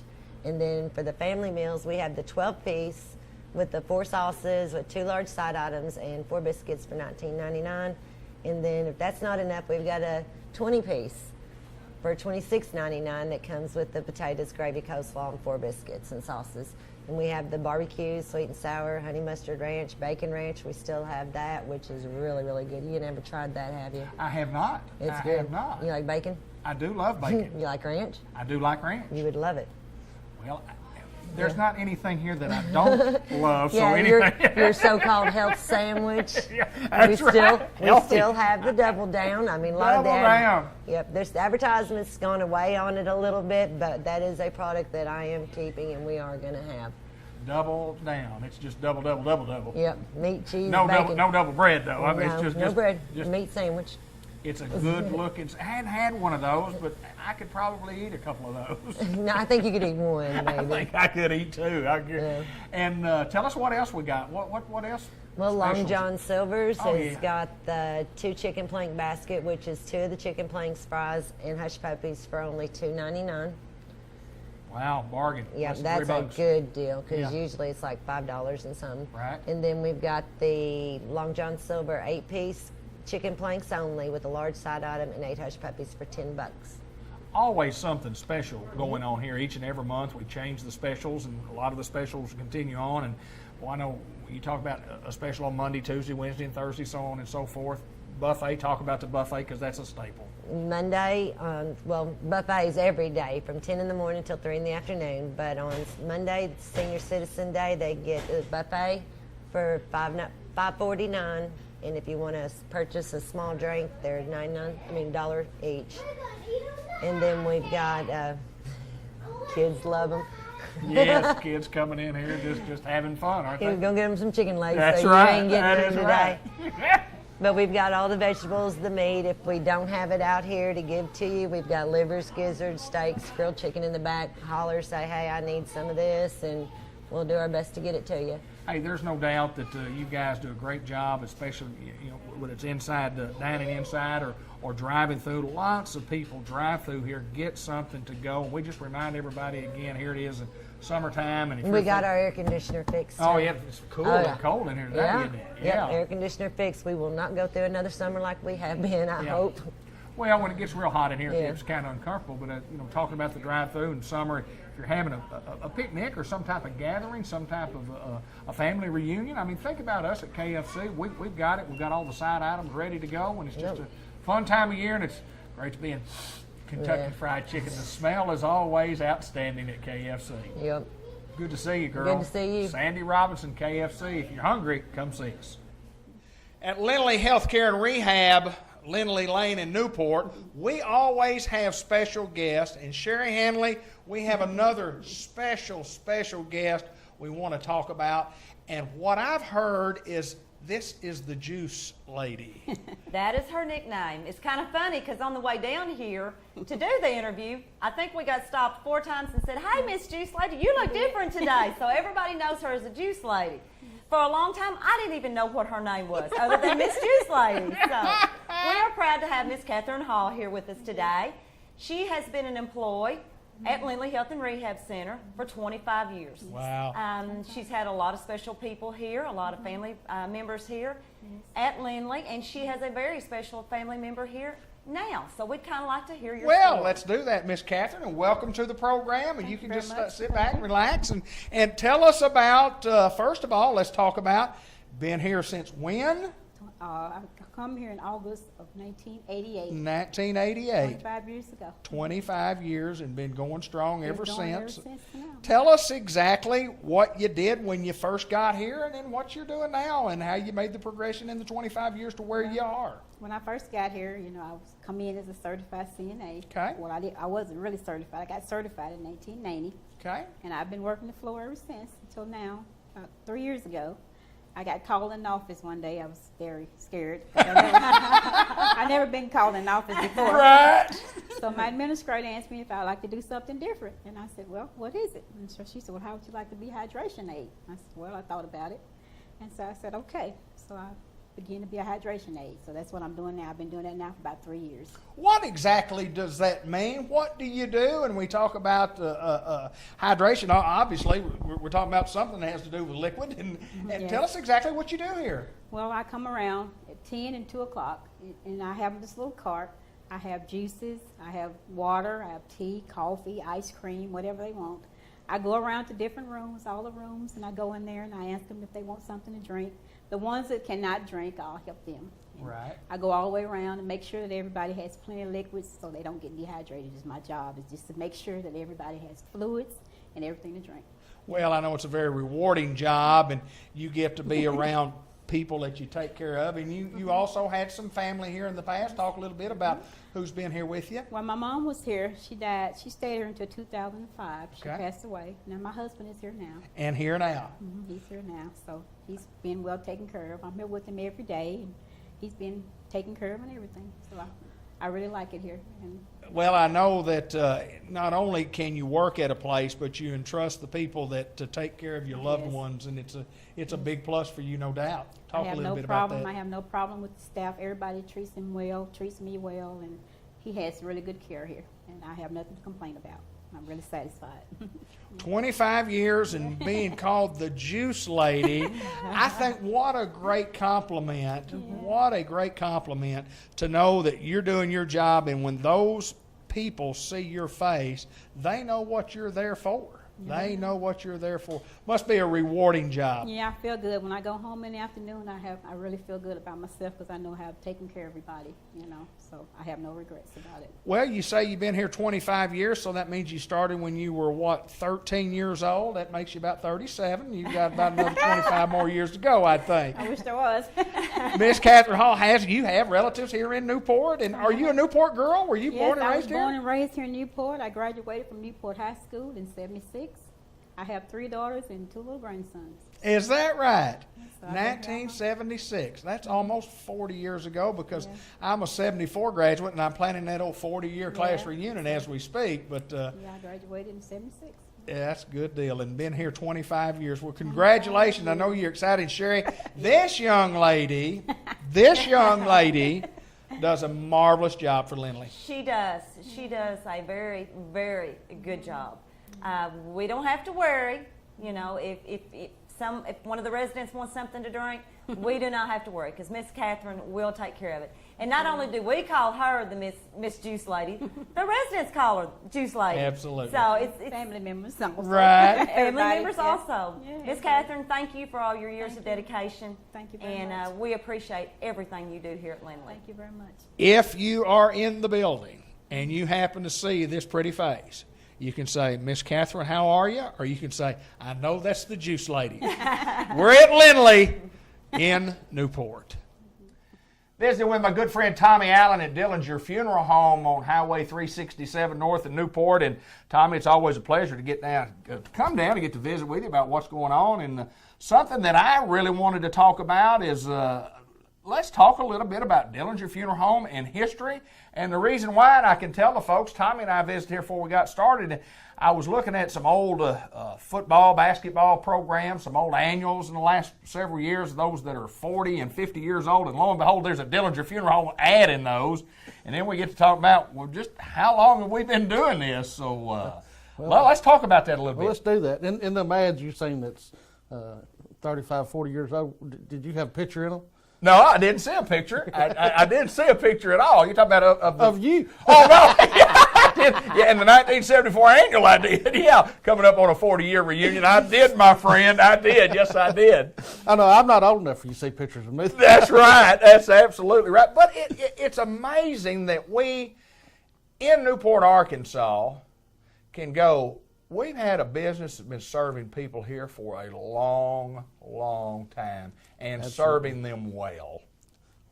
That is what we try to do every day. Right.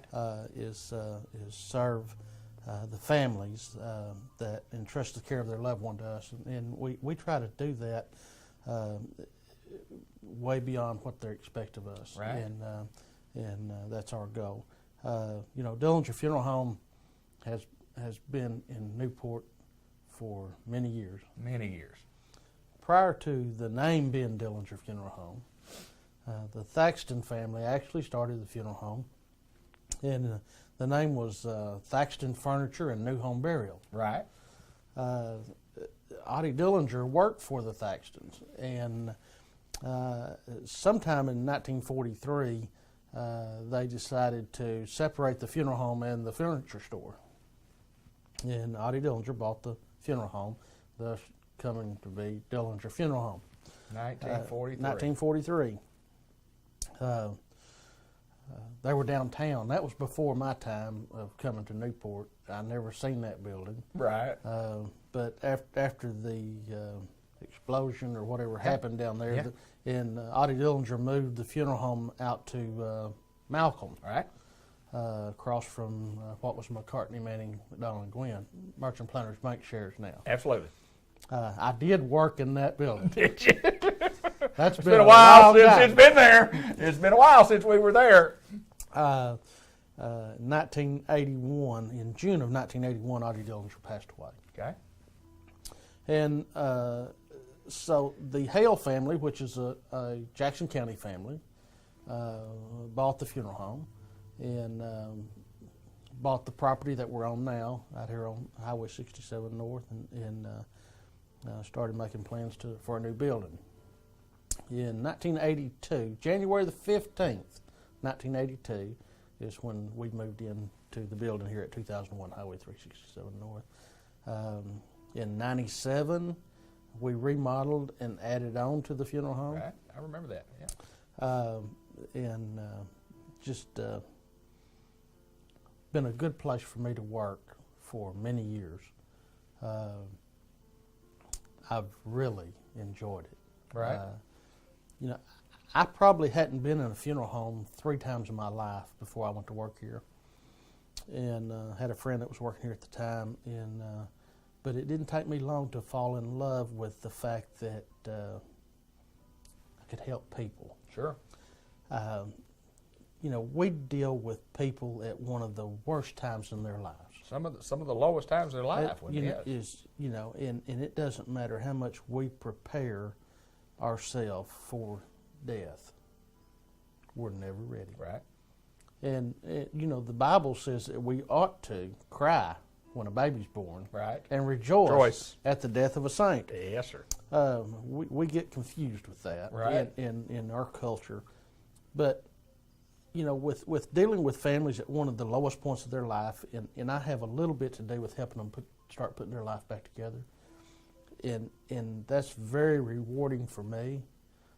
I've enjoyed my job. You know, looking forward to coming to work every day is more than the salary that you receive. It takes so much money to live. We understand that. Sure. But enjoying coming to work, and we have a fantastic staff.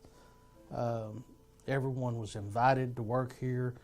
When they come, they just stay a long time. We don't have much turnover in employees.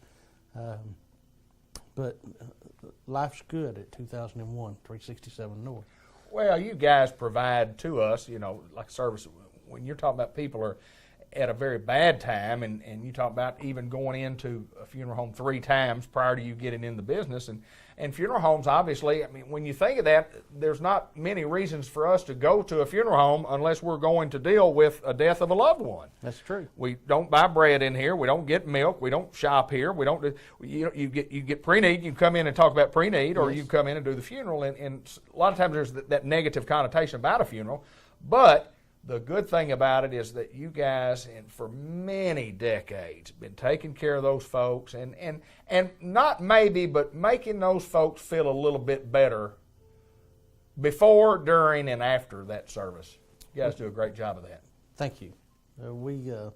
That's our goal. Yes, sir. And what we attempt to do on a daily basis is to tailor the service to reflect the life of the person that we're paying tribute to.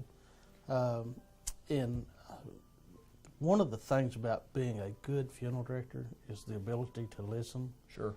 And to hear what's being said when we're making our funeral arrangements conference, so you get to know enough about the person that you're paying tribute to, that everything revolves around them. This was services about Dad. Absolutely. And that's our goal every time. You do a great job of it, my friend.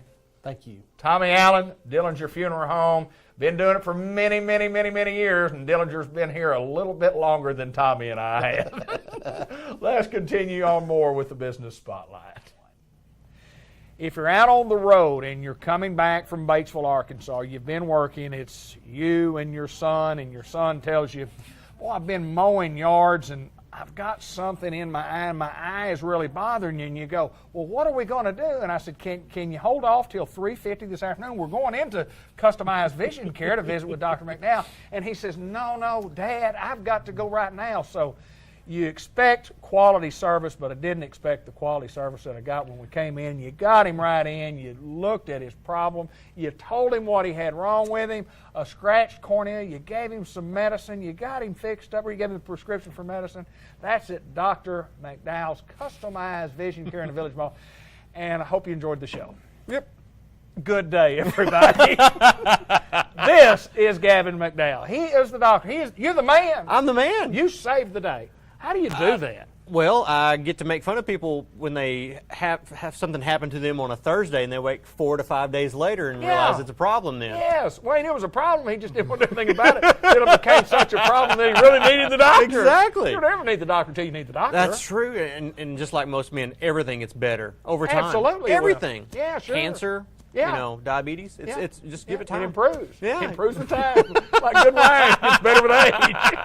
I don't think so when you're talking about eye care. That's right. And on a serious note, appreciate you getting him in and taking care of him on a moment's notice. We called and Mindy said, come on in, we'll work you in. Of course, you were booked with customers, well, as you always are, and that's good. But you take care of us lesser fortunate folks who really needed your services today. The great appreciate you. The great thing about it is most people don't even know. Most people think, well, I'm a fancy jeweler. Let's go up and get Dr. McDowell, get some glasses. Right. You got something wrong with your eye. Come here. Yeah, Dr. McDowell? Yeah, Doctor. Dr. McDowell. I'm smarter than I look, I promise. You take care of those. But we'll talk about eye health, vision care. My goodness gracious, with the drop of a hat, you take care of a very serious problem that we're working on it. We may have to do something later on, but at least we're on the track to recovery, and we do. We really appreciate it. That's what you do. Talk a little bit about that goal of yours in life, honestly, of taking care of folks, because that's what it's all about. You got to take care of them. Well, you got to take care of them, and you do. You take care of folks. Well, I do. Well, here's the thing. I'm a people person, and when I was, are we really going that far back? Yeah, absolutely. Okay. When I was trying to figure out what I wanted to be when I grew up, when I was 5, I wanted to be a fire truck. Right. And I realized at the age of 20-ish, I couldn't do that, so. You grew out of that, didn't you? You grew out. But no, I'm a people person. I want to be around people, interact with people, and I'm very blessed. I'm smarter than I probably deserve to be in a lot of aspects, but I like being around people, talking to people, and stuff like that. Now I get to actually interact with people in this fashion. You do. So, you do. Yeah.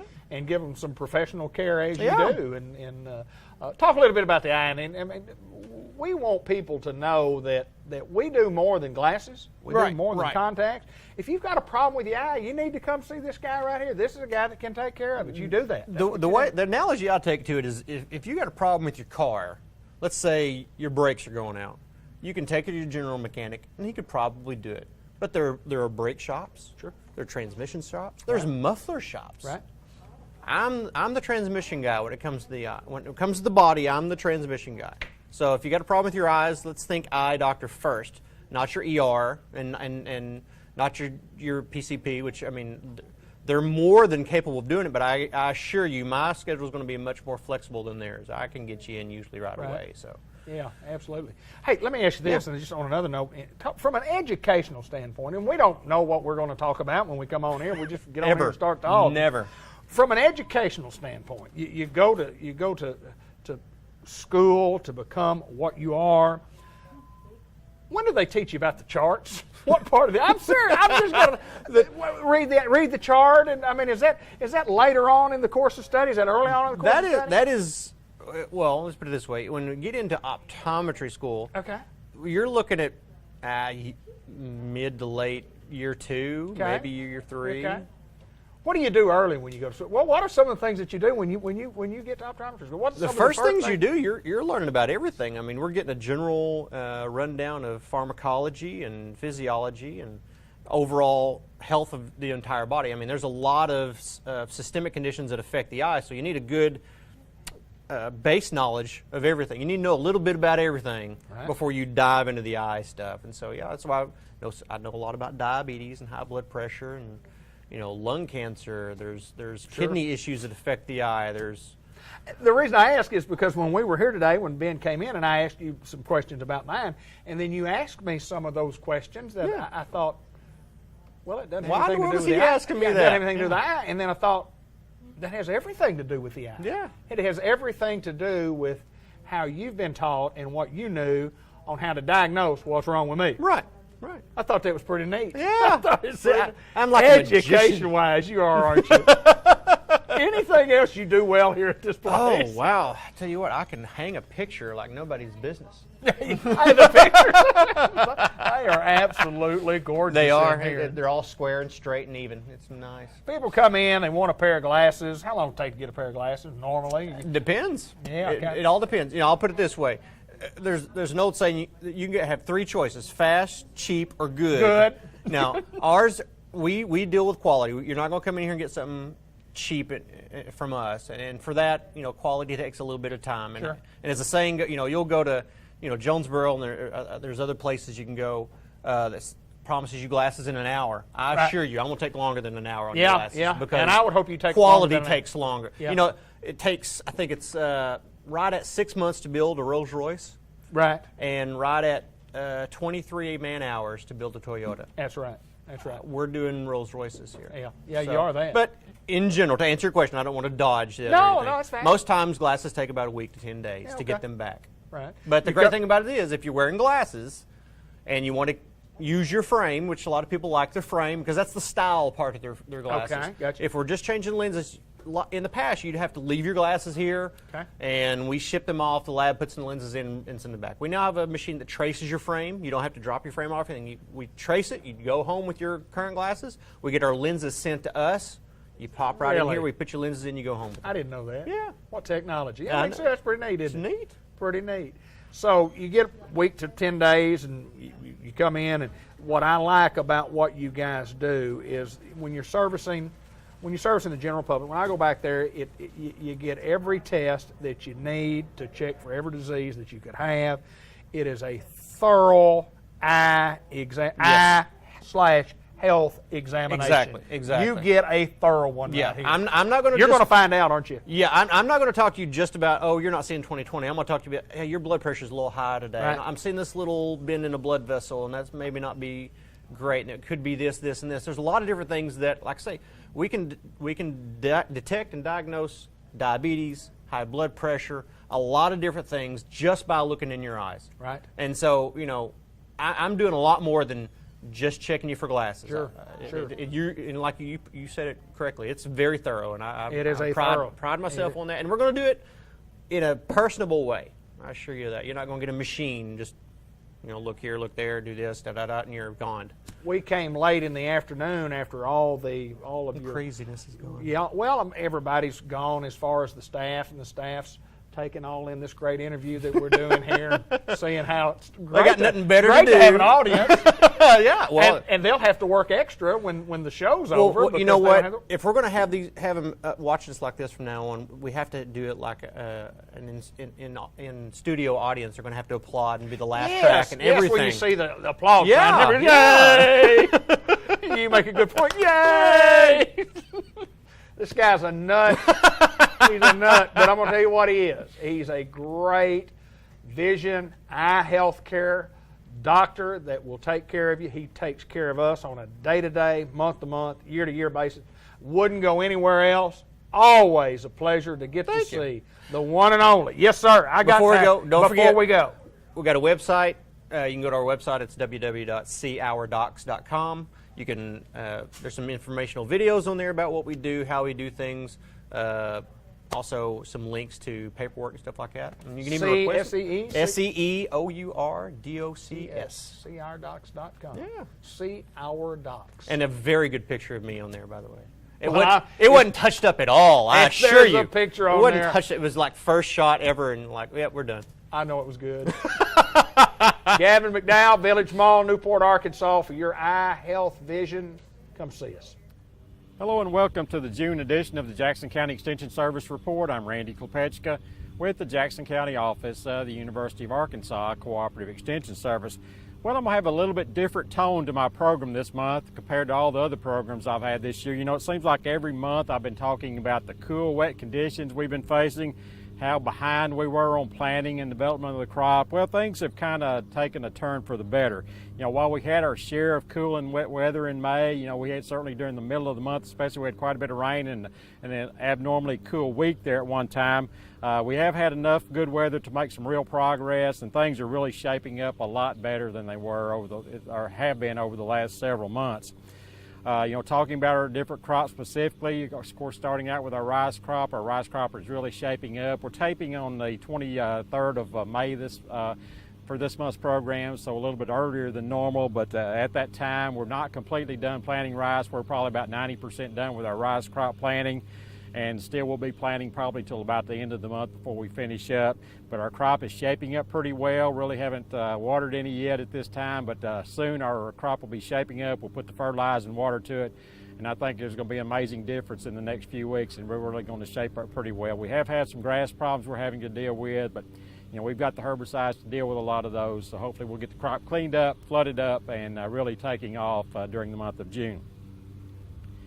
Corn is really entering that real extreme growth stage where our farmers put their side dress nitrogen out, and once that happens and they get the water to it, it just grows incredibly fast over the next few weeks. So, you know, that's going to happen quickly during the month of June. The cornfields will look nothing like they did in May. We'll have large, you know, head-high corn that's really developed well, hopefully, and on our way to a good crop with that. Soybean planting, we're a little behind on that from where we've been in some other years, but you know, by the end of the month, I think we'll be close to the end of May, we'll be close to 50% planted with our soybean crop. You know, shaping up pretty well. We've had, you know, some rains now and then, enough to keep things going, but nothing real excessive, nothing real excessively wet, nothing real excessively dry for the most part. So our soybean crop is shaping up pretty well too. So, you know, things are just shaping up pretty well as a general rule. Our wheat crop, which was, we kept talking about it being 3 or 4 weeks behind as we entered the month of April. Well, it's really caught up. You know, it was late in heading, but it seemed like grain fill has really come on, and some of our wheat is actually starting to turn color just a little bit here in late May. And, you know, our harvest won't be far behind, really. It won't be as behind as I thought it once would be. A little bit of concern, you know, when your grain fill period is that short, you know, from heading to the time it starts maturing, that may mean that those grains don't fill out quite as well. It's a shorter grain fill period. You know, we'll just have to wait and see on that, but I'm a little bit concerned about that. But the crop does look pretty well, especially in fields that are well drained.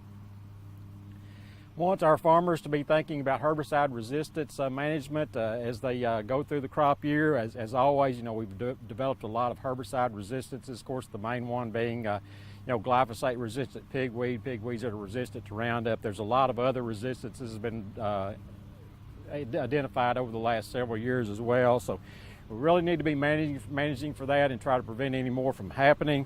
You know, the way we do that, you need to mix up your herbicides from different families. We've got information on that, what herbicides are in what families. Try to mix those herbicides up and not use the same herbicide or same family of herbicides continuously year after year. So we need to do that. We need to use residual herbicides or the herbicides we put down on the ground and hopefully get incorporated by rainfall, and they keep the weeds from coming up. If a weed doesn't come up, it's obviously much easier to control and won't develop resistance as likely in those situations. So use residual herbicides effectively and be timely with your post-emergence herbicide applications. Spray them in a timely manner while the weeds are small with the proper rate. And if you control those weeds, if you kill them, they're not going to become resistant. So, you know, again, our crop is shaped up pretty well over the last few weeks, over the last month since our last program. And I think we're really set up to hopefully have good potential with good weather and good conditions over this summer to have another good crop this year, hopefully. It's been Randy Kopechka with a June edition of the Jackson County Extension Service Report. Reliability in today's technology is what you'll receive with every T&L pivot system. T&L offers 3 control systems that best meet your needs. First, the TLC computer control features speed and direction control at any degree of the circle, as well as chemigation, measurements, and more. Second, the new speed and direction control at the pivot point has all the convenience of the computer control without the complexity. Third, the standard speed and direction control, the simplest and most reliable in the industry. See your T&L dealer today to find out more about the leading management tools for your T&L irrigation systems.